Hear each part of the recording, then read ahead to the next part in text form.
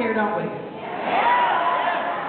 I mean, it's morally the right thing to do. Nobody in a country as rich as ours should go without health care. That is wrong. We are better than that. But you know what? It's also smart economically because we already spend more money than anybody else in the world, and we don't always get the best results because we have 47 million uninsured people, and a lot of people who have insurance, except when they really need it, the insurance company won't pay for them. I want to ask you, how many of you know, maybe you yourself, know somebody who's uninsured? Okay, now let me ask you this. How many of you know somebody who has insurance, but the insurance wouldn't pay for what the doctor said they needed to have done? You see, we've got two big problems. It's not only the uninsured, 47 million, it's tens of millions of people who pay their insurance premiums. They do everything they think they're supposed to do.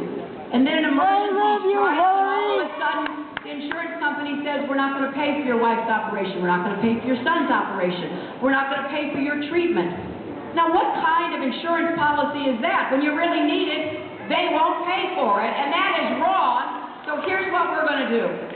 I have a plan called the American Health Choices Plan. Here's how it would work. If you have health insurance and you're happy with it, nothing changes. You know what? If you've got a good union contract, a good employer policy, whatever it is, you're happy with it, no changes. We're not going to have any disruption to anybody who likes what they have. But if you are uninsured or underinsured, and you think you could get a better deal, we're going to open up the Congressional Health Plan so that every American will be able to make choices that are good for you and your family.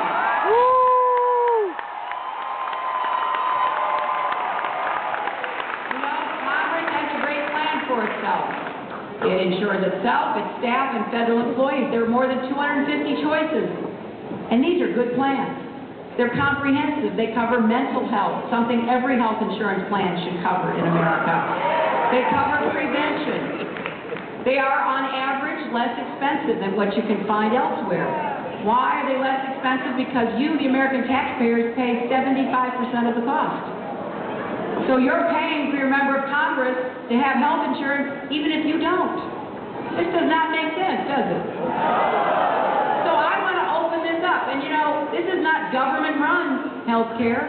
We're not going to create a new bureaucracy. This is going to be to give to every American what members of Congress have. And if it's so expensive still for working people, we're going to give you a health care tax credit. So you'll be able to afford it. We're not going to require anything of small business because small business can't afford it most of the time. But if you want to participate through a small business, you will also be able to buy in to this congressional plan. Because at the end of the day, I figure if it's good enough for Congress, it's good enough for the American people. And